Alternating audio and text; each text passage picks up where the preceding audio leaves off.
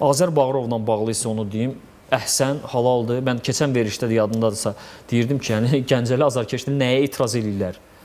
Nədir onları qane eləməyən? Nədir onların etirazına səbəb olan?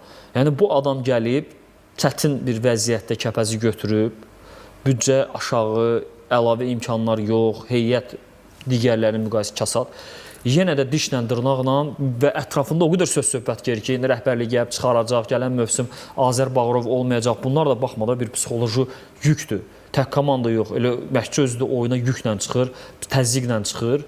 Məncə bu qələbədən sonra artıq Azər Bağırov rahat olmalıdır. O baxımdan ki, heç bir ağıllı insan komandanı Premyer Liqada bu şərtlər altında saxlayan məşqçini çıxartmaz, onunla davam edir. Əgər çox ciddi bir fikir ayrılıqları olmazsa, yeni rəhbərliklə baş məşqçi arasında. Bu sonranın işləridir. Mən düşünürəm ki, Azər Bağırov artıq işinə fokuslanmalı, köklənməlidir. Mən də düşünürəm yox, məlumatım var ki, Azər Bağırovu çıxaracaqlar.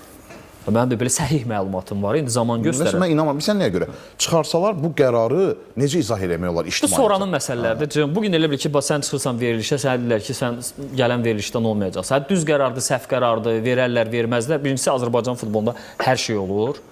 Olmazların olmazını görmüşük ki, olub. İkincisi, mən faktdan danışıram. Bugün oyuna çıxırsan, ətrafında gələn söz-söhbətlər olur ki, sən gələn mövsüm qalmayacaqsın. Sən bu yüklə, bu ağrı ilə komanda nəticələr qazanır, ki, qazandırır da. Və özü də mətbuat konferansında deyib ki, mən heç bir söhbətlərə qulaq asmaq istəmirəm, nə olacaqsa olacaq, amma bugün mənim qarşımda duran hədəf odur ki, Kəpəzi mütləq şəkildə Premyer Liqdə saxlayayım. Çünki gələn mövsüm yeni sponsor olacaq, gələn mövsüm Gəncə stadionu möhtəşəm arena hazır olub klubun ixtiyarına veriləcək, öz yerli auditoriyası qarşısında oynaya biləcək, bəlkə böyüməsi üçün bir şansdır. Ola bilər, divizyona düşsəydilər, ümumiyyətlə bütün bu proyektlər alt-üst olardı, sponsorlar da o pulu buraxmazdılar.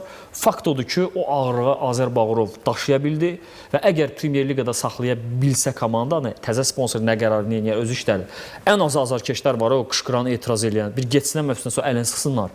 Desinə, sağ ol qardaş, sağ ol kişi, sən bizim çətin durumda belə vəziyyətdən çıxartdın.